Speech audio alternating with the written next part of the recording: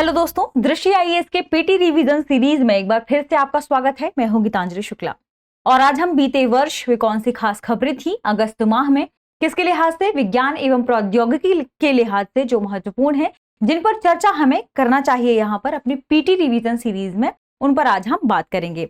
तो आइए सबसे पहले देखते हैं कि अगस्त माह में कौन सी खास खबरें थी जो प्रीलिम्स के लिहाज से महत्वपूर्ण है। आज हम उन पर चर्चा करेंगे। तो आइए सबसे पहले देखते हैं हमारी पहली खबर क्या थी जो उस समय चर्चा में थी। कालाजार या लीशमैनियासिस रोग, यानी कालाजार क्या होता है और इसे लीशमैनियासिस क्यों कहा जाता है, इसके बारे में भी हम जानेंगे। यदि हम बात करें कि उस समय चर्चा में क्यों थी खबर, तो उस समय सरकार ने इस वर्ष तक यानी वर्ष 2023 तक कालाजार को खत्म करने की नीति बनाने की बात कही थी। यानी लक्ष्य रखा था भारत सरकार ने कि इस वर्ष के अंत तक 2023 तक कालाजार को खत्म किया जाएगा भारत में। और जो भारत में उस समय ब्लॉक्स देखे गए थे जहां पर कालाजार पाया जाता था, यानी स्थानीय क्षेत्रीय रीजन की बात करें हम, जहां पर यह बीमारी देखी गई थी, तो लगभग 633 ब्लॉक्स ऐसे देखे गए थे, जिनमें लगभग 625 ब्लॉक्स में हमने ये लक्ष्य पूरा कर लिया था और कालाजार को उन सभी स्थानीय क्षेत्रों में, ब्लॉकों में हमने खत्म कर दिया था।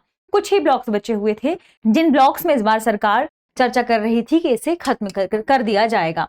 अब यदि हम बात करें कालाजार के संदर्भ में कि कालाजार है क्या, तो दरअसल यह आंत से जुड़ी हुई बीमारी है, यानी आंत का लीशमैनियासिस ही कहलाता है कालाजार। इसे कई भाषाओं में, यदि हम भारत की ही बात करें तो भारत में इसे कालाजार के रूप में भी देखा जाता है। यदि इसकी हम बात करें कि इसमें कौन कौन से लक्षण देखे जाते हैं, तो सामान्यतः इसमें देखा जाता है कि बुखार हो जाती है, वजन में कमी आ जाती है, प्लीहा और यकृत में सूजन आदि आ जाती है। तो ऐसे कुछ लक्षण देखे जाते हैं कालाजार के। यदि देखें अब कि प्लीहा क्या है, तो प्लीहा दरअसल एक प्रकार का अंग ही है हमारे शरीर में, जिसे तिल्ली के रूप में भी जाना जाता है, और यदि आप इंग्लिश में देखें तो इसका नाम है स्प्लीन। और यह हमारे शरीर का एक महत्वपूर्ण अंग है, क्योंकि जो रोग निरोधक हमारी क्षमता है वह कहीं ना कहीं उसी का एक भाग भी माना जाता है। इसकी मुख्य कार्य की बात करें तो दरअसल प्लीहा पुरानी जो रक्त कोशिकाएं हैं, यानी जो हमारी ओल्ड रेड ब्लड सेल्स हैं, इनको नष्ट करता है। क्योंकि जो हमारी रक्त कोशिकाएं हैं रेड वाली, वे पुरानी जब हो जाती हैं तो कार्य करना बंद कर देती हैं, तो इन्हें नष्ट करने का कार्य करता है क्या, प्लीहा। तो इसलिए प्लीहा हमारे शरीर में एक महत्वपूर्ण अंग के रूप में जाना जाता है। तो इन सभी अंगों में सूजन हो जाती है, किसकी वजह से, कालाजार की वजह से, या कहें कि आंत के लीशमैनियासिस की वजह से। इस वजह से कालाजार को समाप्त करने की बात भारत सरकार ने कही है और वर्ष 2023 तक, यानी इस वर्ष तक इसे समाप्त करने के लिए लक्ष्य भारत ने यहाँ पर रखा था। इसलिए उस समय कालाजार रोग काफी चर्चा में रहा है। यदि हम कालाजार के निदान ना कर पाने की बात करें कि यदि कालाजार का निदान नहीं होता, तो ऐसा देखा गया है कि विकासशील देशों में मृत्यु दर 2 साल के भीतर लगभग 100% तक हो सकती है। तो ये अपने आप में काफी बड़ी बात है। यदि हम कालाजार की बात करें तो दरअसल ये एक प्रकार का उपेक्षित उष्ण कटिबंधीय रोग है, नेग्लेक्टेड ट्रॉपिकल डिसीज, यानी इस पूरे क्षेत्र में जो हमारा ट्रॉपिकल एरिया है, सब ट्रॉपिकल जोन है, यहाँ पर पाया जाता है। तो इसलिए इसे क्या कहा जाता है, उपेक्षित उष्ण कटिबंधीय रोग कहा जाता है। और भारत सहित लगभग 100 से भी अधिक देश इससे प्रभावित हैं। यदि हम बात करें नेग्लेक्टेड ट्रॉपिकल डिसीज के संदर्भ में, तो दरअसल ये संचारी रोगों का एक विविध समूह होता है। अब यहाँ पर संचारी रोगों के विविध समूह की बात करें तो कई देशों में यह फैला हुआ है, इसलिए क्या कहा जाता है, विविध समूह के रूप में इसे देखा जाता है, जो उष्ण कटिबंधीय और उपोष्ण कटिबंधीय स्थितियों वाले 149 देशों में व्याप्त है, फैला हुआ है। अब यहाँ जरूरी है यह देखना कि उपोष्ण कटिबंधीय और उष्ण कटिबंधीय है क्या, तो यह है देखिए पृथ्वी। और यदि हम इसके रीजन की बात करें तो विषुवत रेखा जो बीचों बीच है, यह इसके ये हिस्से और इस हिस्से में, चाहे उत्तरी ध्रुव की बात करें या दक्षिणी ध्रुव की, ये कहलाता है उष्ण कटिबंधीय यानी ट्रॉपिकल रीजन, और इसके ठीक ऊपर वाला हिस्सा कहलाता है क्या, सब ट्रॉपिकल रीजन। अब आपको कमेंट सेक्शन में यह बताना है कि ये कितने डिग्री से कितने डिग्री तक फैला हुआ होता है। आपको कमेंट सेक्शन में एक बार बताना है ट्रॉपिकल रीजन के संदर्भ में, और दूसरी बार बताना है सब ट्रॉपिकल रीजन के संदर्भ में। तो यही रीजन कहलाते हैं कौन से, ट्रॉपिकल और सब ट्रॉपिकल रीजन। तो इस रीजन में जो भी देश पाए जाते हैं, लगभग 149 देश ऐसे माने गए हैं जहां पर कालाजार की जो बीमारी है वह व्याप्त है। दुनिया भर में बहुत अधिक मात्रा में इससे मौत होती है। इससे जुड़ा जो भी आंकड़ा है, WHO ने जो भी बताया है, हम आगे उस पर चर्चा भी करेंगे। यानी हम यदि अब एनटीडी की बात करें तो हमने देखा कि यह लगभग 149 देशों में व्याप्त है, यानी काफी खतरनाक है। एनटीडी संक्रमणों का एक समूह होता है जो अफ्रीका, एशिया और अमेरिका के विकासशील क्षेत्रों में सीमांत समुदायों में सबसे ज्यादा आम है। सीमांत समुदायों की बात कर रहे हैं, यानी ऐसे समुदाय जहां पर पहुंच, जो स्वास्थ्य सुविधाएं हैं उनकी पहुंच यहाँ पर काफी कम है। तो ऐसे सभी क्षेत्रों में ये जो नेग्लेक्टेड ट्रॉपिकल डिसीज है वह काफी मात्रा में पाई जाती है।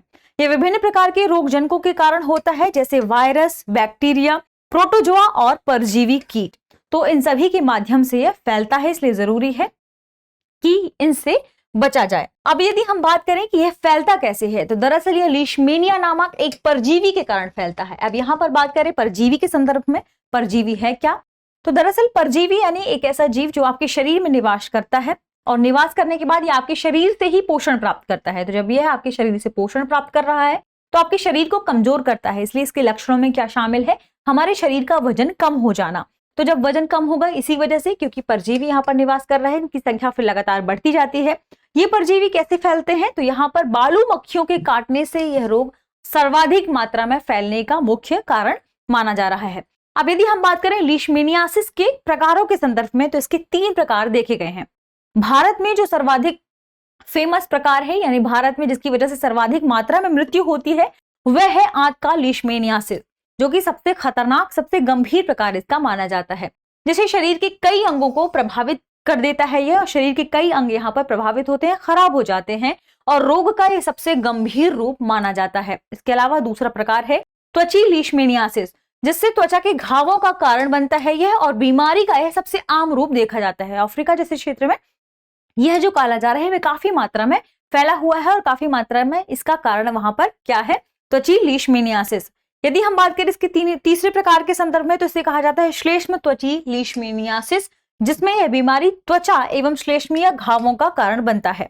जो श्लेष्मिक घाव हैं इसी की वजह से यह तीसरा जो कालाजार हमने बात की, जिसके बारे में क्या नाम है इसका? श्लेष्म त्वची लीशमेनियासिस, इसी की वजह से यह फैलता है। भारत में आमतौर पर कालाजार आंत का लीशमेनियासिस है, जिस पर हमने अभी चर्चा भी की थी कि भारत में सर्वाधिक जो प्रकार है वह यही है और सर्वाधिक मृत्यु का कारण भी यही बनता है। 95% मामलों में इलाज ना किए जाने पर यह सबसे घातक स्थिति तक पहुंच जाता है और इंसान की मृत्यु हो जाती है। अब इस विषय पर आधारित एक प्रश्न है जिसका जवाब आपको कमेंट सेक्शन में देना है। प्रश्न क्या है? निम्नलिखित में से कौन सा से कथन कालाजार के बारे में सही नहीं है और है? कथन क्या है? यह लीशमेनिया नामक एक परजीवी के कारण होता है जो बालू मक्खियों के कांटे से फैलता है। और दूसरा, आंत का लीशमेनियासिस से इस रोग का सबसे गंभीर रूप होता है। कूट है केवल एक, केवल दो, एक और दो, दोनों, ना तो एक और ना ही दो। इस प्रश्न का जवाब कमेंट सेक्शन में दीजिएगा। बढ़ते हैं हमारे अगले टॉपिक की तरफ। अगला टॉपिक है भारत का सौर ऊर्जा लक्ष्य। ये हम बात कर रहे हैं किसके तथ्यों के संदर्भ में? अगस्त 2022 के तथ्यों के संदर्भ में। इसका जो भी अपडेट होगा हम इसे नेक्स्ट सेक्शन में ले सकते हैं, लेकिन इसमें जो भी तथ्य लिए गए हैं वो लगभग प्रमाणित मान सकते हैं। अब हम यदि बात करें कि उस समय कौन सी खबर थी जो चर्चा में थी, तो भारत सरकार ने उस समय वर्ष 2030 तक भारत की अक्षय ऊर्जा स्थापित क्षमता को 500 गीगावाट तक विस्तारित करने का लक्ष्य रखा था। अब यहाँ पर बात कर सकते हैं हम अक्षय ऊर्जा के बारे में कि आखिर अक्षय ऊर्जा है क्या? तो यह है रीन्यूएबल एनर्जी। आप इसके नाम से ही समझ गए होंगे, एक ऐसी एनर्जी जिसे रीन्यू किया जा सके, वापस से बनाया जा सके।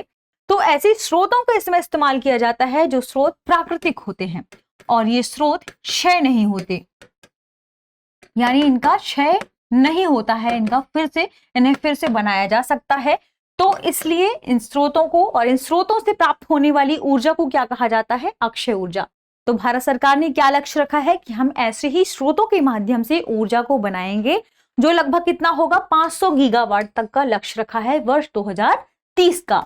इसमें कुछ अन्य तथ्य भी हैं जो काफी महत्वपूर्ण है। वर्ष 2030 तक देश के कुल अनुमानित कार्बन उत्सर्जन को 1 बिलियन टन तक कम करने का लक्ष्य भारत सरकार ने रखा है। कार्बन उत्सर्जन क्या है? या कार्बन फुटप्रिंट भी आप कह सकते हैं। तो किसी व्यक्ति या संस्था द्वारा जो भी कार्बन का उत्सर्जन किया जाता है उसे ही कार्बन उत्सर्जन के संदर्भ में यहाँ पर लिया जाता है।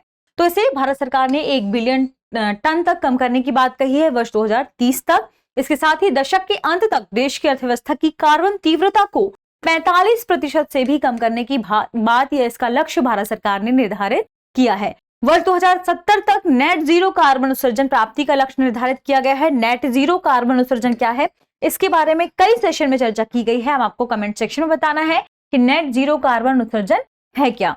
यदि हम भारत के संदर्भ में ही बात करें, महत्वपूर्ण तथ्यों के संदर्भ में, तो भारत सरकार ने या कहें भारत ने एक दशक में महत्वपूर्ण सौर फोटोवोल्टिक ऊर्जा या क्षमता को विस्तारित करने का कार्य किया है। यहाँ पर सौर फोटोवोल्टिक ऊर्जा क्या है या सौर फोटोवोल्टिक है क्या, तो दरअसल इसका एक सिंपल शब्दों में यदि आप समझें तो यह है एक प्रकार का सिस्टम किस तरीके का, जिससे सौर विकिरण या सूर्य के प्रकाश को विद्युत ऊर्जा में परिवर्तित किया जाता है। यहाँ पर सोलर पैनल का इस्तेमाल किया जाता है। एक प्रकार का पैनल होता है जिसमें अर्धचालक लगे होते हैं या सेमीकंडक्टर आप कह सकते हैं। और हम सभी जानते हैं सेमीकंडक्टर क्या होते हैं, या आपको कमेंट सेक्शन में बताना है। विद्युत के सुचालक होते हैं, कुचालक होते हैं या अतिचालक होते हैं, कमेंट सेक्शन में बताइएगा। तो सेमीकंडक्टर में जो इलेक्ट्रॉन्स होते हैं लास्ट में फ्री होते हैं, कुछ फ्री इलेक्ट्रॉन्स इसमें पाए जाते हैं। तो जैसे ही सूर्य का प्रकाश यानी कहें फोटोन इन प्लेट से टकराते हैं तो अर्धचालकों में उपस्थित ये जो फ्री इलेक्ट्रॉन है ये मूव करने लगते हैं, और जब ये मूव करने लगते हैं तो इससे विद्युत धारा का प्रवाह होता है, और इस विद्युत धारा को क्या कर लिया जाता है, बैटरी में स्टोर कर लिया जाता है और फिर इसका इस्तेमाल करना आसान हो जाता है। तो इसलिए सूर्य ऊर्जा को या कहें सूर्य के प्रकाश को विद्युत ऊर्जा में परिवर्तित करने के लिए जिस डिवाइस का इस्तेमाल किया जाता है उसे कहा जाता है सोलर फोटोवोल्टिक सेल। तो इसका इस्तेमाल किया जाता है, इसके माध्यम से विद्युत ऊर्जा यहाँ पर बनाई जाती है। यह भी अक्षय ऊर्जा का ही एक स्रोत माना जाता है। एक सोलर सेल सिलिकॉन या अन्य सामग्रियों से बना एक अर्धचालक उपकरण होता है जो सूर्य के प्रकाश के संपर्क में आने पर विद्युत ऊर्जा उत्पन्न करता है, और यह विद्युत ऊर्जा फिर बाद में यानी बिजली इसका हम फिर उपयोग करते हैं। यदि हम बात करें भारत में अक्षय ऊर्जा के संदर्भ में कि वर्तमान स्थिति क्या है और इसे किन किन क्षेत्रों में विभाजित किया गया है, क्योंकि अक्षय ऊर्जा की कुल स्थापित क्षमता 151.4 गीगावाट है। तो इसे अलग अलग अक्षय ऊर्जा के जो स्रोत हैं उसमें डिवाइड किया गया है। कौन कौन से स्रोत हैं देखिए, पवन ऊर्जा में लगभग 40.08 गीगावाट है, सौर ऊर्जा में लगभग 49.34 गीगावाट है, बायो पावर में लगभग 10.61 गीगावाट है। वहीं लघु जल विद्युत जो भी परियोजनाएं हैं हमारी उसके माध्यम से हम 4.83 गीगावाट विद्युत ऊर्जा का उत्पादन करते हैं, और लार्ज हाइड्रो जो हमारी परियोजनाएं हैं उनके माध्यम से हम 46.51 गीगावाट विद्युत ऊर्जा का या हम कहें कि इसका उत्पादन करते हैं। इतनी हमारे पास क्षमता है। ये हमने देखा किसके बारे में, अक्षय ऊर्जा के संदर्भ में, भारत की सौर ऊर्जा के संदर्भ में। यदि हम वर्तमान में सौर ऊर्जा क्षमता को देखें भारत की, तो भारत में कुल 37 गीगावाट क्षमता के लगभग 45 सौर पार्कों को मंजूरी दी गई है। ऐसे सौर पार्कों का जब निर्माण किया जाएगा तो वहां पर जो सूर्य का प्रकाश है उसके माध्यम से बिजली का उत्पादन या विद्युत हम यहाँ पर बना पाएंगे, जिसमें कुछ सौर पार्क शामिल किए गए हैं। महत्वपूर्ण जो भी सौर पार्क संचालित हैं उनमें कुछ ये हैं, जिसमें नाम है पावागढ़ जो कि 2 गीगावाट विद्युत उत्पादन कर रहा है। कुरनूल की बात करें तो 1 गीगावाट, और भादला सेकंड लगभग 648 मेगावाट सौर पार्क है ये, जो देश में जो अभी हाल ही में 7 गीगावाट क्षमता के लिए जो शीर्ष 5 परिचालित हैं उनमें ये शामिल हैं। ये तो हमने देखा महत्वपूर्ण पार्कों के संदर्भ में कि सोलर पार्क या कहें सौर पार्क कौन कौन से हैं।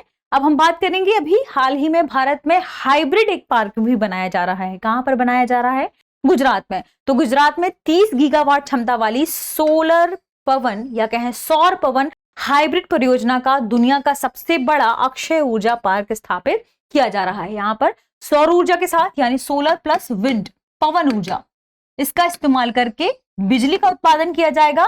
कितनी बिजली का उत्पादन की बात कही गई है इसमें, 30 गीगावाट। तो इतनी बिजली का उत्पादन किया जाएगा इस पार्क के माध्यम से, जिसका निर्माण कहाँ किया जा रहा है, गुजरात में।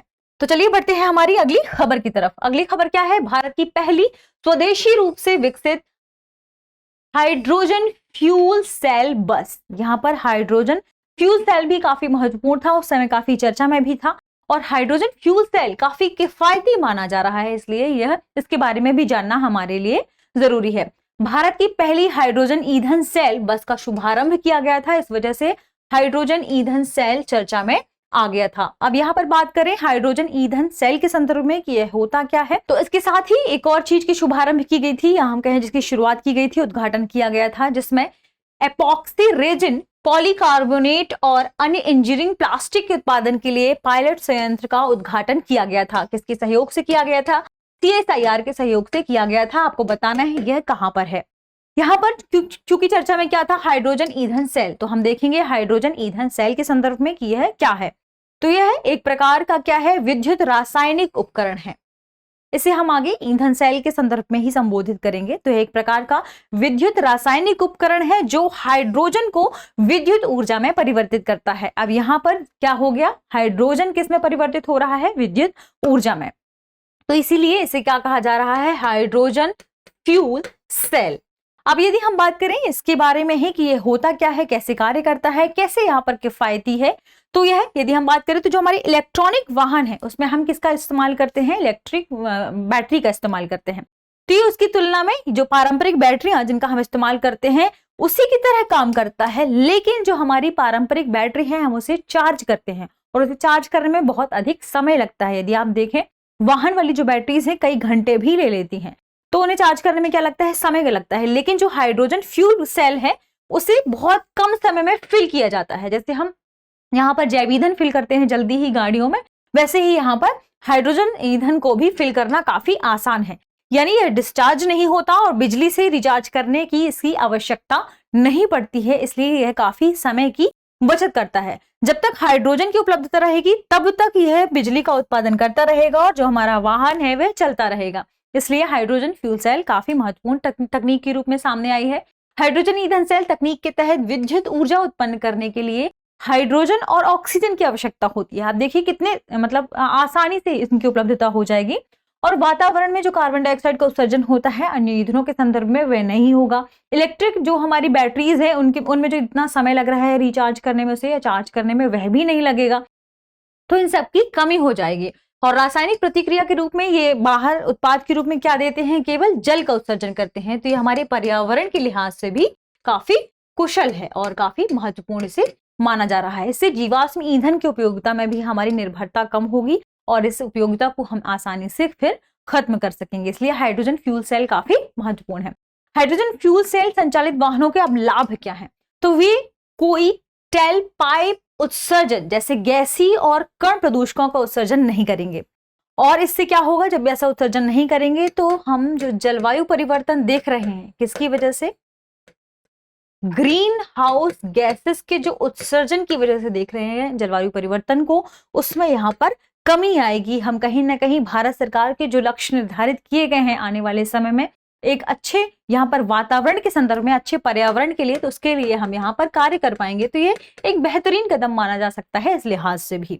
तो इससे केवल जलवाष्प और गर्म हवा का ही उत्सर्जन होगा जो ग्रीन हाउस गैसों के उत्सर्जन की तुलना में हम कहें कि कम ही हानिकारक माना जाएगा।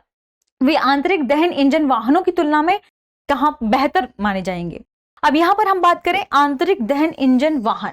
आंतरिक दहन इंजन वाहन जिनमें हम जैव ईंधनों का इस्तेमाल करते हैं, यहाँ पर CO2, सल्फर, कई ऐसी हानिकारक गैसें निकलती हैं जो हमारी वातावरण के लिए काफी खतरनाक होती हैं और ये प्रदूषण का भी कारण बनती हैं।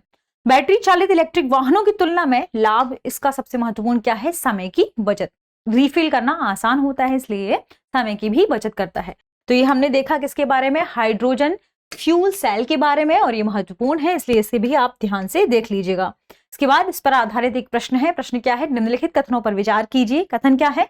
हाइड्रोजन ईंधन सेल एक विद्युत रासायनिक उपकरण है जिसमें हीलियम को विद्युत ऊर्जा में परिवर्तित किया जाता है। और दूसरा, हाइड्रोजन ईंधन सेल पारंपरिक बैटरियों की तरह ही काम करता है। कूट क्या है?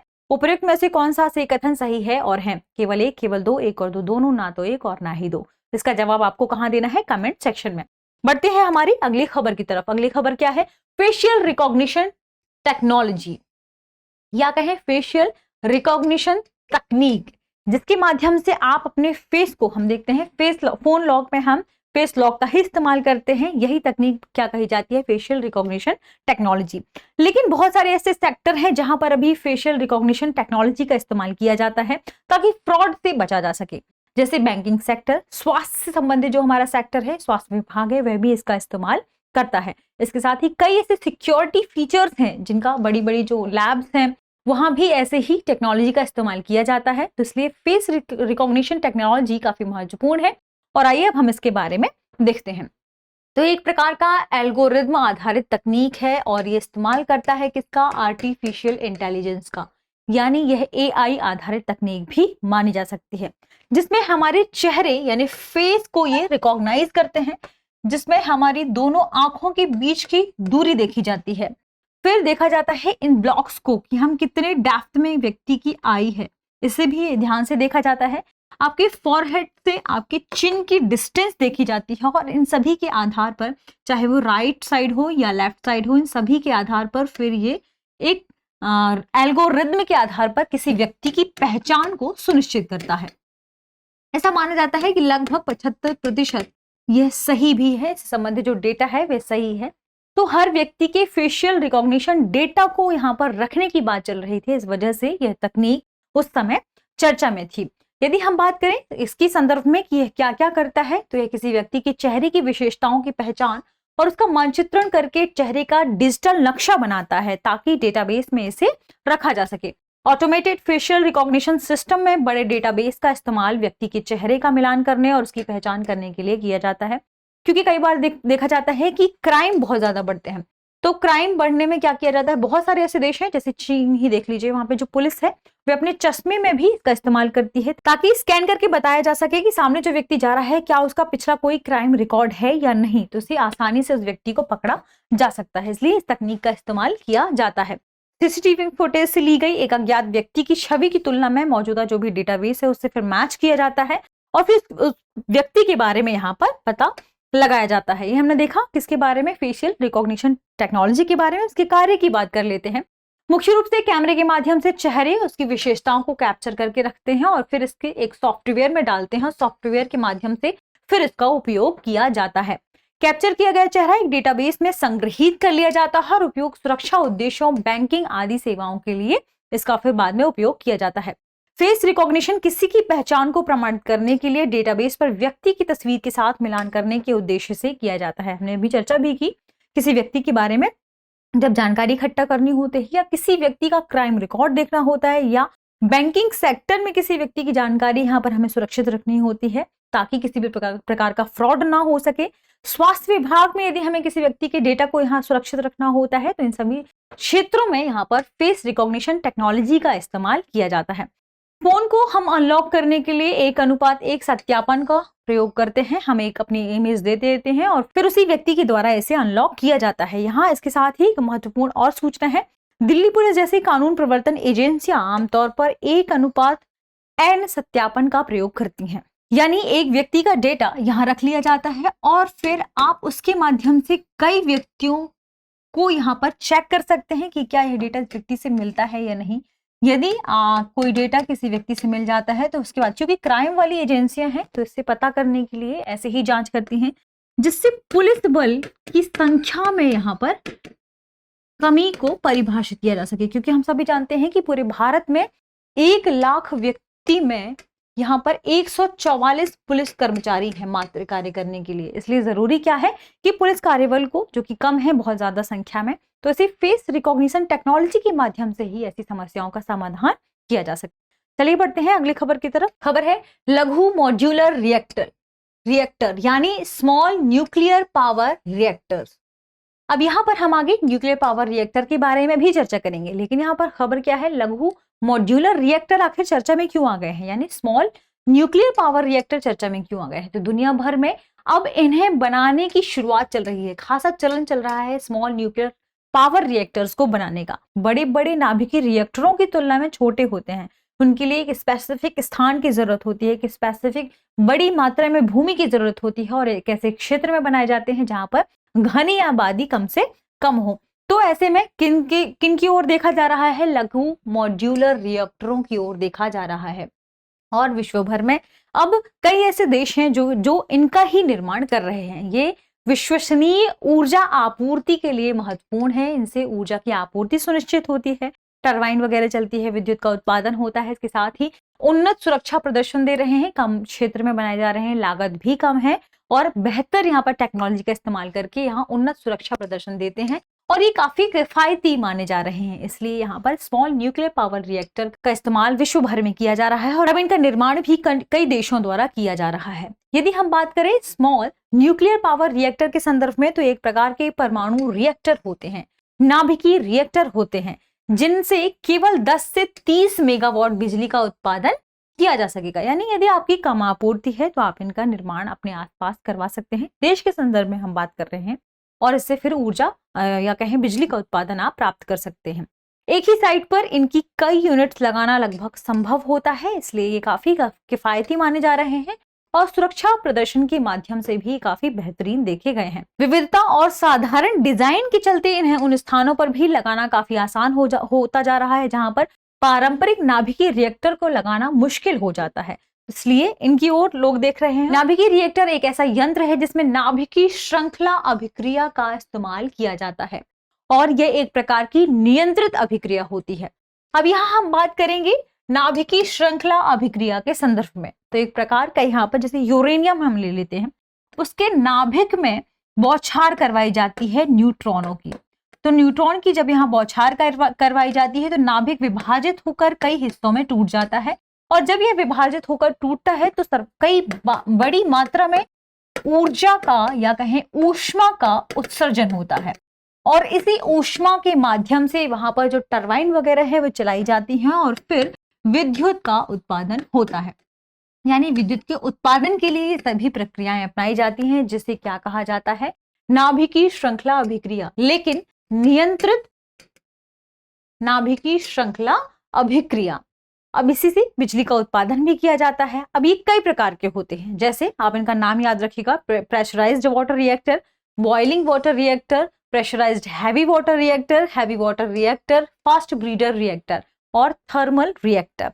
रिएक्शन की दर कम करने के लिए इसमें कैडमियम और बोरान की कंट्रोल रॉड का इस्तेमाल किया जाता है। ये क्या करते हैं, ये रॉड क्या करते हैं, यहाँ पर जो ऊष्मा उत्सर्जित हुई, अब यहाँ बहुत सारी मात्रा में क्या बने, यहाँ पर यूरेनियम की कई नाभिक बन गए और ये न्यूट्रॉन भी आगे यहाँ पर बढ़ते हैं क्योंकि हम फिर से न्यूट्रॉन की बौछार करवाते हैं। तो इन न्यूट्रॉनों की बौछार, जिनमें न्यूट्रॉन की जो स्पीड है कम है, तो इन न्यूट्रॉनों को रोकने के लिए यहाँ पर बोरॉन और कैडमियम की छड़ का इस्तेमाल कर दिया जाता है, जो इन्हें अवशोषित कर लेते हैं, जिसकी वजह से इसकी जो गति है वह नियंत्रित हो जाती है। इसलिए इनके लिए नियंत्रक के रूप में किसका इस्तेमाल किया जाता है, कैडमियम और बोरॉन की छड़ों का या रॉडों का इस्तेमाल किया जाता है। रिएक्टर्स में यूरेनियम पर न्यूट्रॉन के कणों की बौछार की जाती है और कई भागों में इसका फिर विभाजन होता है और इससे ऊष्मा बहुत अधिक मात्रा में निकलती है, ऊर्जा मुक्त होती है, जिसका उपयोग हम किसमें करते हैं, विद्युत ऊर्जा के उत्पादन में। यही है, इसी की टेक्नोलॉजी का इस्तेमाल किया जाता है छोटे मात्रा में, यानी बहुत बड़े रिएक्टर का निर्माण न करके स्मॉल रिएक्टर का निर्माण किया जाता है, तो इसे ही क्या कह दिया जाता है, स्मॉल नाभिकीय रिएक्टर। इसी के संदर्भ में यदि हम आगे बात करें तो देखिए, नियंत्रित करने के बाद मुक्त हुई ऊर्जा का इस्तेमाल स्टीम और टरबाइन चलाने में किया जाता है। अब यदि हम बात करें कि आखिर ये चर्चा में क्यों आ गई थी उस समय, क्योंकि वर्ष 2021 में भी एक स्मॉल न्यूक्लियर रिएक्टर को बनाने की बात चल रही थी, ये उस समय भी काफी चर्चा में था। वह कौन सा था, जिसे चीन में हेनान प्रांत में बनाया जा रहा था, जिसका नाम क्या था, नाम भी याद रखिएगा क्योंकि नाम महत्वपूर्ण है, लिंगलोंग 1।